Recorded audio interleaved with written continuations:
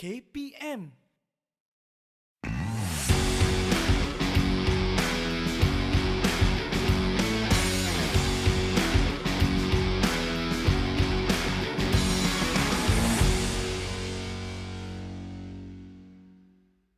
Hai semua, bertemu kembali dalam Diet dan Nutrisi bersama saya Dietitian Noral.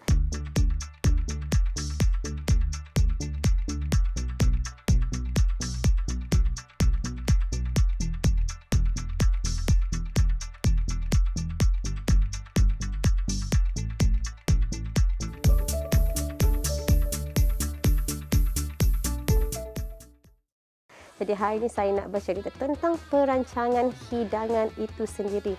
Yang mana dalam diet, dalam aktiviti pemakanan atau dalam topik pemakanan itu sendiri, penyediaan hidangan itu merupakan satu faktor yang penting dan juga dapat membantu kita dalam kehidupan seharian kita. Jadi dalam kesibukan kita bekerja, kita masih perlu menyediakan makanan untuk anak-anak di rumah, untuk ahli keluarga yang lain, ataupun kita juga perlu menyediakan makanan untuk diri sendiri. Jadi penyediaan hidangan itu adalah sangat penting supaya jadual kita berlaku dengan lebih teratur.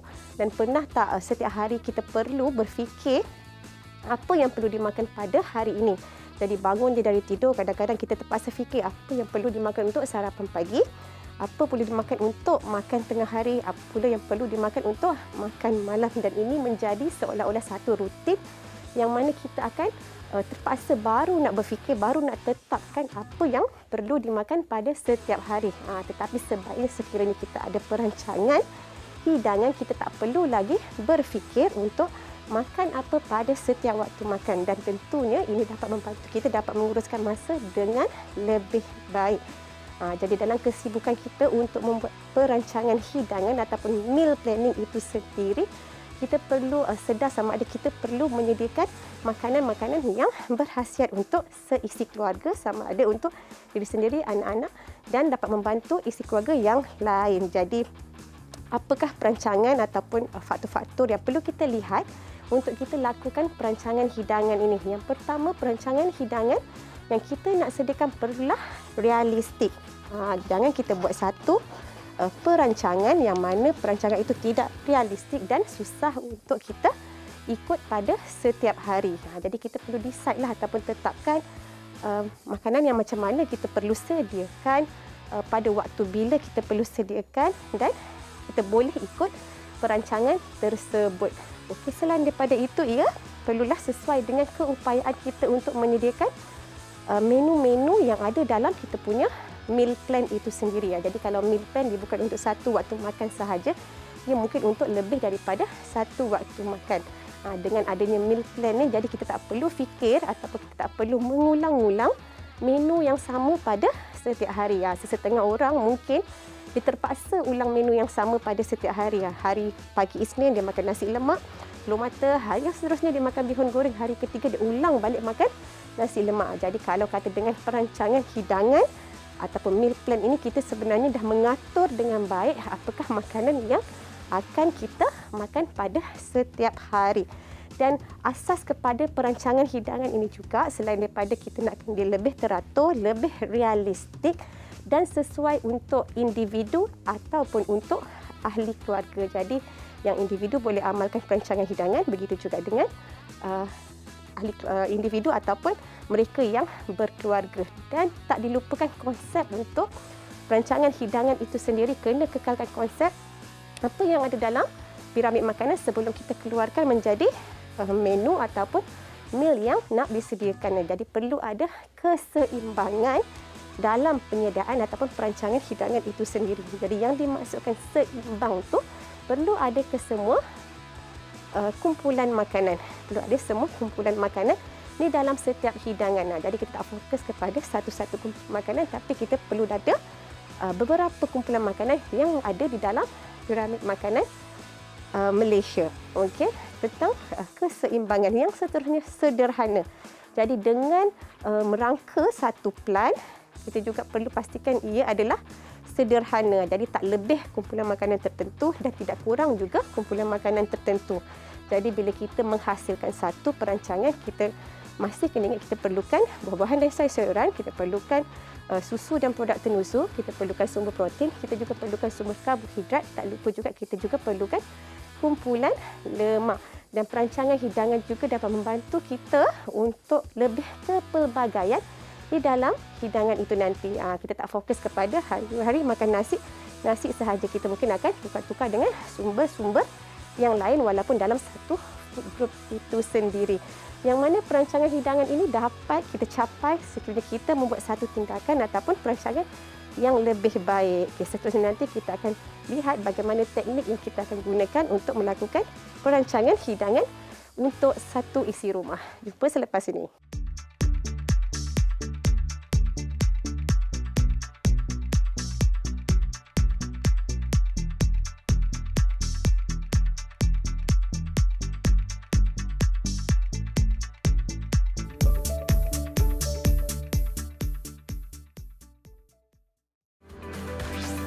Didik TV KPM.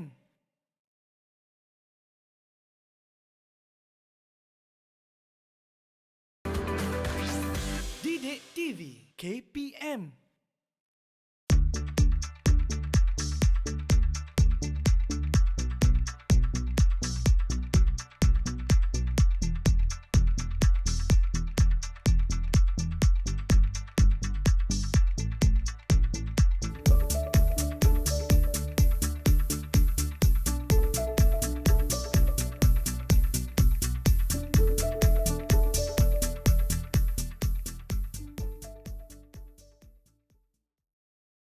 Bertemu kembali dalam topik perancangan hidangan dalam diet dan nutrisi. Jadi bagaimana kita nak buat perancangan hidangan untuk ahli keluarga. Jadi penting untuk kita tahu langkah demi langkah supaya perancangan yang kita lakukan itu adalah lebih tersusun dan lebih organize, dan kita perlu simpan dengan baik perancangan tersebut. Yang pertama, sebelum memulakan sebarang langkah, kita perlu tetapkan satu hari untuk kita decide sama ada kita nak lakukan perancangan hidangan ini untuk 1 minggu penuh ataupun untuk 2 minggu ataupun untuk bulanan. Tapi kebiasaannya orang akan melakukan perancangan hidangan ataupun meal planning untuk 1 minggu. Jadi minggu hadapan kita akan buat another meal planning yang lain. Jadi untuk minggu yang pertama tu bila kita decide juga kita perlu pilih hari apa sebenarnya yang kita nak buat grocery shopping ataupun membeli barang-barang berdasarkan menu tersebut ataupun berdasarkan meal yang kita dah letakkan dalam jadual untuk seminggu. Jadi tetapkan hari kita nak merangka, hari kita nak merancang, hari untuk kita buat pembelian. Kemudian pada masa yang sama kita juga perlu tetapkan berapa meal ataupun yang kita perlu sediakan pada setiap hari. Ada keluarga yang mungkin perlu menyediakan untuk sarapan pagi, makan tengah hari dan makan malam. Tapi untuk sesetengah keluarga, mungkin ibu itu terpaksa menyediakan hanyalah untuk dinner yang mana sarapan pagi dan juga makan tengah hari mungkin di sekolah ataupun di pejabat. Jadi setiap keluarga mempunyai background ataupun latar belakang yang berbeza. Jadi kita perlu tetapkan yang kita perlukan meal planning untuk setiap hari untuk waktu makan yang mana. Dengan cara tersebut, kita boleh proceed ataupun kita boleh teruskan bagaimana kita nak merangka perancangan hidangan itu nanti. Untuk yang kedua, selepas kita dah tetapkan bila hari kita akan buat grocery shopping dan menu yang akan kita sediakan sama ada menus yang mana, kita perlu pastikan kita check ataupun semak kita punya pantry ataupun dapur kita lah. Okay. So ibu-ibu ni sebelum dia nak plan-plan apa yang dia nak masak ataupun individu yang nak plan apa dia nak sediakan untuk one whole week, dia kena check dulu dekat dapur dia ada apa. Okey, dekat barang basah dia apa makanan yang dia ada, apa bahan-bahan yang dia ada, apa bahan-bahan yang dia ada. Begitu juga untuk dari segi lauk-lauk, sayur-sayuran, buah-buahan, apa yang ada di dalam pantry tersebut. Jadi kena check semua, buat satu senarai supaya memudahkan proses nak membuat pembelian setelah kita ada jadual tersebut. Okey, jadi langkah yang kedua tadi kita semak dulu, kita pastikan dulu apa yang ada dalam kitchen kita, dalam dapur kita sebelum kita melangkah kepada langkah yang ketiga, iaitu kita buat meal planning ataupun menu planning. Baru kita pergi kepada menu. Tadi kita dah kata kita nak kita nak buat perancangan hidangan, jadi dah tentu menu ni ada dalam kita punya perancangan hidangan, dan a part of yang sangat pentinglah sebenarnya. So jadi untuk kita menghasilkan menu, saya ada juga beberapa tips ataupun guideline supaya menu yang dihasilkan itu memanfaatkan seluruh ahli keluarga. Jadi untuk menu pastikan ada penglibatan seluruh ahli keluarga. Jadi yang mana ada anak kecil boleh turut serta untuk memberi idea tentang menu yang dia gemari, memberi idea tentang apa menu yang dia nak makan, apa menu yang dia suka, bila dia nak makan. Ataupun kita boleh dapatkan kepelbagaian apabila kita tanya seluruh isi keluarga. Jadi kita bukan ikut selera ibu sahaja ataupun selera ayah sahaja. Jadi kita ikut juga selera anak-anak yang ada dalam ahli keluarga tersebut. Kalau ada anak yang dewasa, mungkin anak yang dewasa itu akan membantu untuk penyediaan menu-menu yang kita dah tetapkan itu nanti. Jadi untuk menu pastikan ada penglibatan setiap ahli keluarga sebelum kita keluarkan menu tersebut. Okey. Yang seterusnya dalam nak menghasilkan menu juga, jangan lupakan konsep ataupun perkara yang paling penting, iaitu makronutrien yang ada dalam piramid makanan. Jadi bila kita nak sediakan satu hidangan, kita kena fokus juga kepada karbohidratnya, kepada proteinnya, kepada lemak yang ada, dan juga buah-buahan dan juga sayur-sayuran. Okey. Okay, jadi kita kena tengok satu persatu sebelum kita memilih satu-satu menu untuk dimasukkan dalam our meal planning. Kita tengok karbohidratnya apa. Jadi makanan yang kita sediakan tu kena ada semua makronutrien. Katalah karbohidrat kita ni ada pelbagai jenis, jadi boleh tukar-tukar pada setiap hari. Jadi kita tak stick ataupun tidak kekal hanya menggunakan satu sumber karbohidrat sahaja. Jadi kita boleh adakan kepelbagaian dengan menggunakan pelbagai jenis karbohidrat seperti nasi, mungkin kita tukar kepada beras perang, ataupun kita nak gunakan roti whole grain. Ada hari kita nak tukar kepada spaghetti tapi yang masih dalam kumpulan karbohidrat. Jadi karbohidrat adalah sumber tenaga yang utama, jadi pastikan menu kita ada karbohidrat. Jadi bukan karbohidrat sahaja, begitu juga dengan sumber protein. Perlu ada dalam satu menu yang direka itu, perlu ada sumber protein. Jadi mungkin kita akan tukar-tukarlah. Kita ada banyak sumber protein. Kita ada ayam, ikan, daging, makanan laut.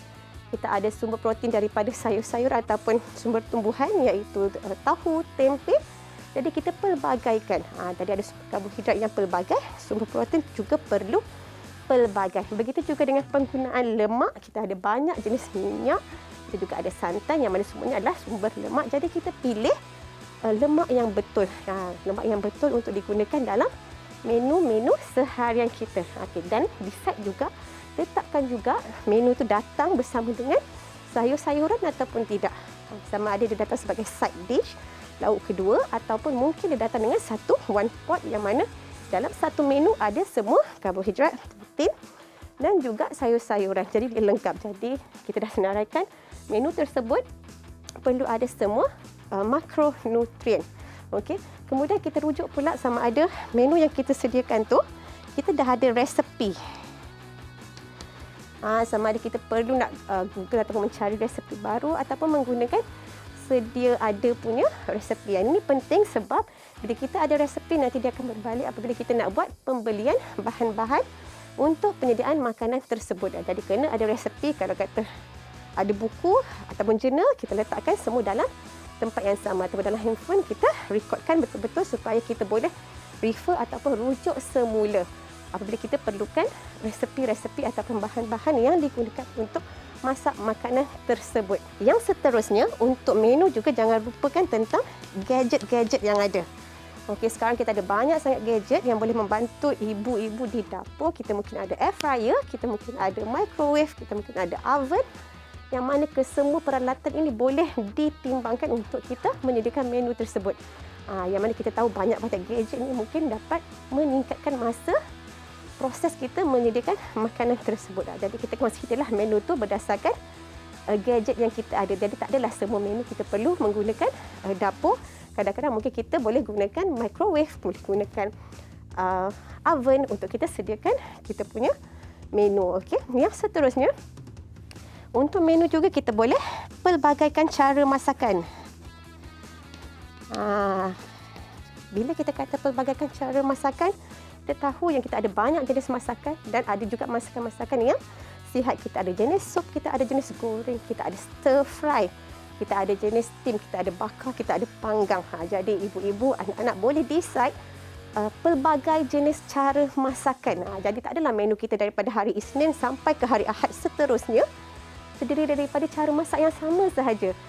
Contohnya masak menggunakan santan daripada hari awal sampai akhir semuanya menggunakan santan. Jadi kita boleh tukar-tukar walaupun protein dia bertukar-tukar, sama juga dengan cara masakannya pun boleh bertukar-tukar. Dan tentu ini dapat membantu kita untuk memilih cara masak yang lebih sihat. Kita boleh steam, kita boleh buat singgang, kita boleh buat sup, boleh buat tom yum. Jadi pelbagaikan cara masakan yang ada untuk kita memilih menu untuk diletakkan di dalam meal planning untuk kesemua ahli keluarga. Dan perlu diingatkan juga sama ada menu yang kita sediakan tu boleh tak kita sediakan secara bulk ataupun dengan kuantiti yang banyak. Yang mana ini juga bantu untuk menjimatkan masa. Jadi kita masak hanya pada satu masa tapi kita boleh ambil separuh untuk disimpan dan di-frozenkan untuk makan pada waktu yang lain. Okey, jadi ini kita boleh decide ataupun kita boleh tetapkan salah satu langkah untuk mendapatkan menu yang sesuai untuk kesemua ahli keluarga. Kalau tadi kita dah ada menu, so kita boleh susun menu tersebut. Kita tengok balik menu-menu tersebut, kita susun dengan baik. Kenapa kita nak susun semula? Sebab kita kena consider ataupun kita kena pertimbangkan aktiviti ataupun rutin ahli keluarga yang lain.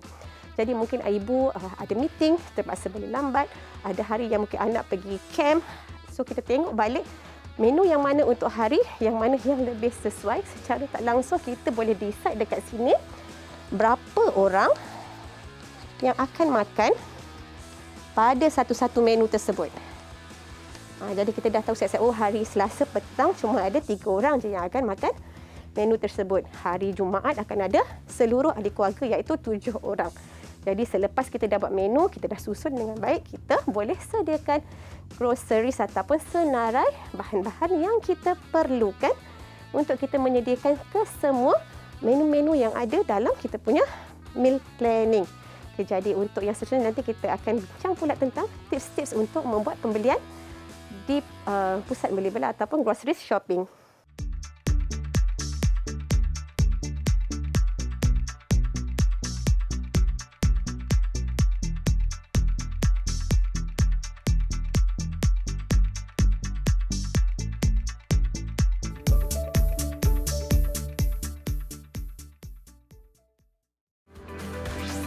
Didik TV KPM.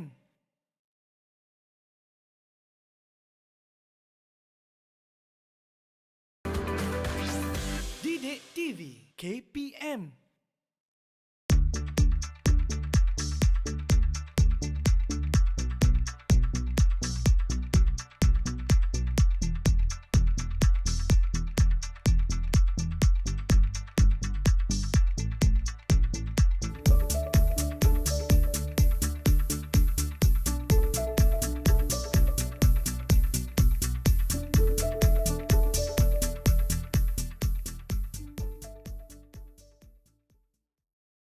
Bagi perancangan hidangan untuk sekeluarga, yang seterusnya kita lihat pula apakah tips-tips untuk membeli groceries di pasar raya. Untuk beberapa tips yang kita ada untuk buat pembelian groceries setelah kita lakukan semua langkah-langkah tadi, kita dah ada senarai, jadi kita boleh asingkan apakah groceries yang kita perlukan mengikut kategori, yang mana ini akan menjimatkan lebih banyak masa. Jadi kalau kata kita asingkan makanan sejuk beku, kita asingkan poultry, kita asingkan makanan kering, kita asingkan rempah-rempah dalam satu kategori yang mana kita akan lebih mudah untuk membuat pembelian. Jadi selepas sahaja kita beli ataupun sediakan semua bahan-bahan yang kita perlukan berdasarkan menu ataupun perancangan hidangan yang kita dah buat, kita balik ke rumah, kita terus asingkan bahan-bahan tersebut mengikut porsi yang kita perlukan. Jadi rujuk balik menu, rujuk balik jadual makan tersebut, kita perlu asingkan mengikut kuantiti ataupun saiz porsi. Yang mana untuk saiz sayuran, kita boleh potong siap-siap dalam packaging yang berbeza supaya ia dapat memudahkan kita menyediakan makanan tersebut nanti. Jadi itu antara langkah-langkah yang boleh kita follow ataupun kita ikut supaya kita dapat menyediakan satu perancangan hidangan yang lengkap dan fleksibel untuk keseluruhan ahli keluarga.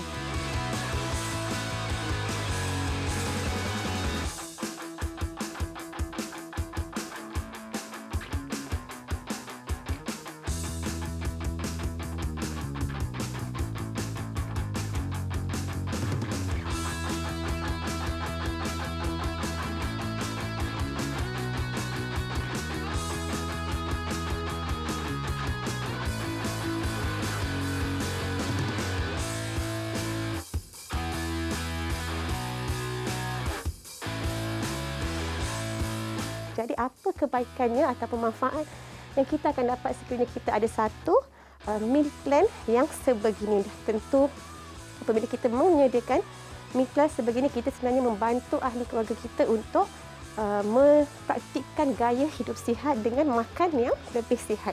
Sebab kita akan nampak sendiri bagaimana menu-menu dalam jadual kita tu kita praktikkan kepada ahli keluarga. Jadi dah tentu kita akan pilih yang terbaik, menu yang sesuai dan pelbagai untuk seluruh ahli keluarga setiap peringkat umur. Secara tak langsung kita dah menyediakan makanan yang lebih sihat untuk ahli keluarga. Yang seterusnya dah tentu dengan membuat perancangan hidangan ini, kita juga dapat lebih bonding ataupun rapat dengan setiap ahli keluarga, terutamanya anak-anak, yang mana anak-anak kita dah libatkan untuk proses daripada memilih menu sehinggalah untuk membeli barang-barang yang kita perlukan untuk penyediaan menu tersebut. Begitu juga dalam proses memasak, anak-anak boleh turut serta untuk menyediakan makanan kegemaran mereka. Itu antara kebaikan yang kita akan dapat, dan juga ia adalah sangat fleksibel, menjimatkan kos yang mana kita tak akan ada banyak pembaziran disebabkan oleh kita masak mengikut jumlah ahli keluarga sahaja. Jadi tak ada porsi yang berlebihan, porsi memang mencukupi untuk satu waktu makan. Kalau kata kita nak double up, kita akan just double up kuantiti tersebut dan disejuk bekukan. Jadi dapat mengelakkan pembaziran. Dan pada masa yang sama ia menjimatkan kos. Bila dah elak pembaziran, dah tentu kita dapat menjimatkan kos-kos yang mungkin selama ini kita terpaksa melakukan pembaziran makanan disebabkan oleh masak tetapi tak ada orang yang makan, ataupun masak tetapi menu tersebut tidak digemari oleh ahli keluarga yang lainnya. Jadi dengan perancangan yang lebih teliti, dengan lebih teratur, dah tentu dapat memuaskan hati seluruh ahli keluarga, dan ini adalah lebih fleksibel dan kita boleh tukar mengikut kesesuaian berdasarkan bahan mentah yang diperolehi.